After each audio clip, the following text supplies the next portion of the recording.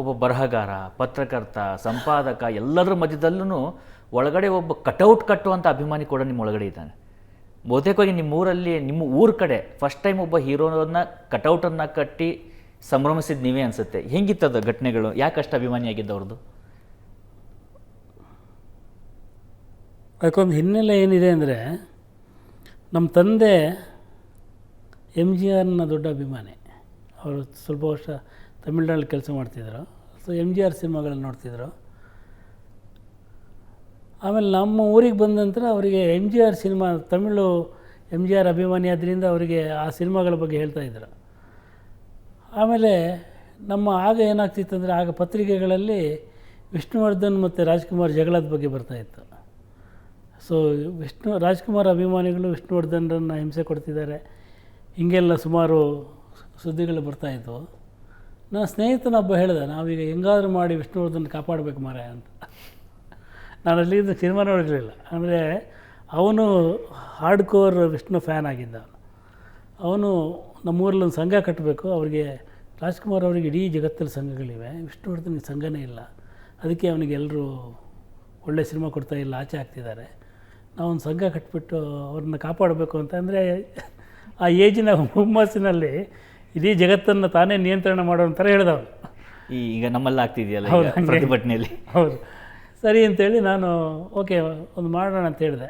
ಆಗ ನಮ್ಮ ಊರಲ್ಲಿ ನಾವು ಅಂದರೆ ಈ ಏನನ್ನು ತೋರಿಸ್ಕೊಳ್ಳೋಕ್ಕೆ ಒಂದು ಅವಕಾಶ ಸಿಗುತ್ತಲ್ಲ ಅಂತ.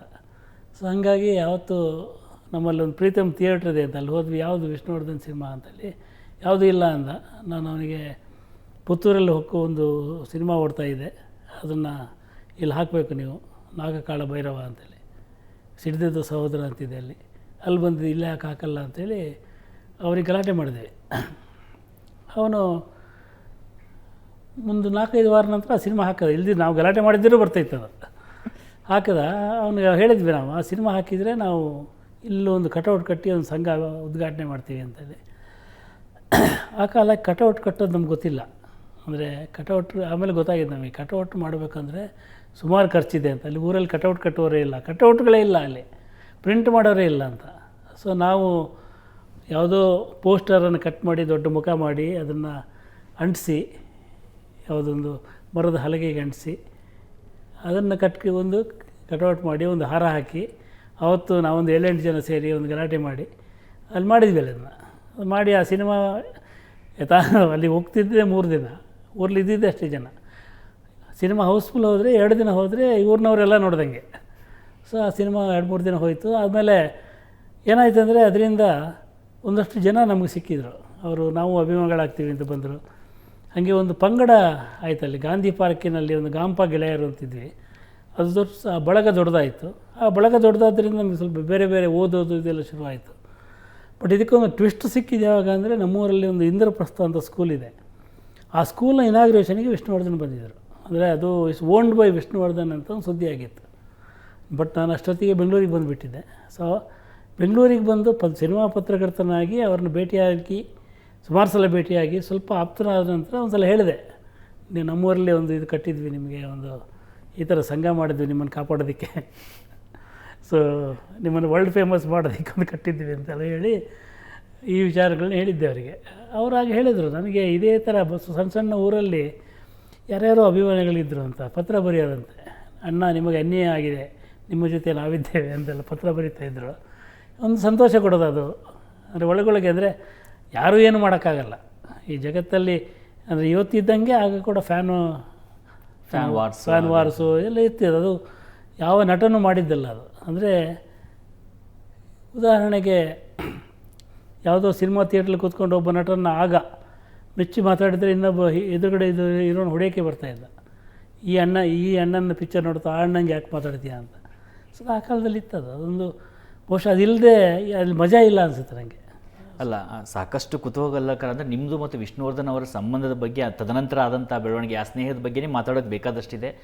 ಒಂದು ಎಪಿಸೋಡ್ ಅಥವಾ ಒಂದು ಪಾಡ್ಕಾಸ್ಟಲ್ಲೋ ಒಂದು ಇಂಟರ್ವ್ಯೂಲ್ಲೋ ಆಗುವಂಥದ್ದು ಅನುಭವಗಳಲ್ಲ ಇದು. ಇವತ್ತು ಬರೀ ನಾವು ಒಂದು ಜಸ್ಟ್ ಟಿಪ್ ಆಫ್ ಐಸ್ಬರ್ಗ್ ಅನ್ನೋ ಹಾಗೆ ಒಂದು ಪರಿಚಯದ, ಅಂದರೆ ನಮ್ಮ ಸಂದರ್ಶನದ ರೀತಿಯ ಅಥವಾ ಆ ಒಂದು ಪ್ರದರ್ಶನ ಮಾಡೋದಕ್ಕೂ ಅಥವಾ ಅದನ್ನೊಂದು ತೋರಿಸೋದಕ್ಕೆ ಮಾತ್ರ ಅವಕಾಶ ಆಗಿರುವಂಥದ್ದು.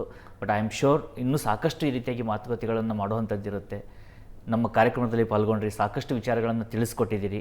ಖಂಡಿತವಾಗಿ ನಮ್ಮ ವೀಕ್ಷಕರಿಗೂ ಕೂಡ ಸಾಕಷ್ಟು ವಿಚಾರಗಳು ತಿಳಿದಿದ್ದಾವೆ ಮತ್ತು ಅದನ್ನು ಅವರು ಕೂಡ ಚರ್ಚೆ ಮಾಡ್ತಾರೆ ಅಂತ ಅಂದ್ಕೊಳ್ತೀವಿ.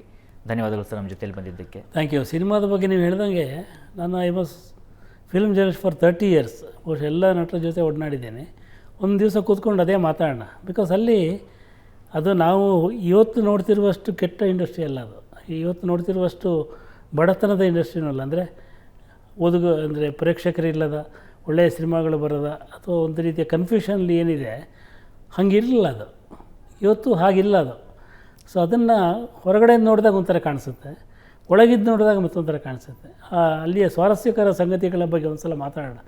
ಭಾಳ ಪ್ರೀತಿಯಿಂದ ಹೇಳ್ಕೊಳ್ಳುವ ಸಂಗತಿಗಳಿದ್ದಾವೆ, ಸಿಟ್ಟಿನಿಂದ ಹೇಳುವ ಸಂಗತಿಗಳು ಇದ್ದಾವೆ. ಒಂದು ಸಲ ಮಾತಾಡೋಣ. ಖಂಡಿತವಾಗಿ ಸರ್. Thank you. ನಮ್ಮ ವೀಕ್ಷಕರಿಗೆ ಏನು ಹೇಳ್ತೀರಿ?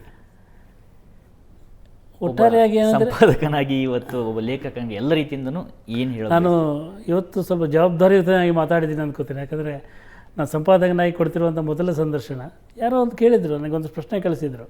ಒಂದು ಪತ್ರಿಕೆಯವರು ಕಳಿಸಿದ್ದು, ನಾನು ಕಳಿಸಿರಲಿಲ್ಲ.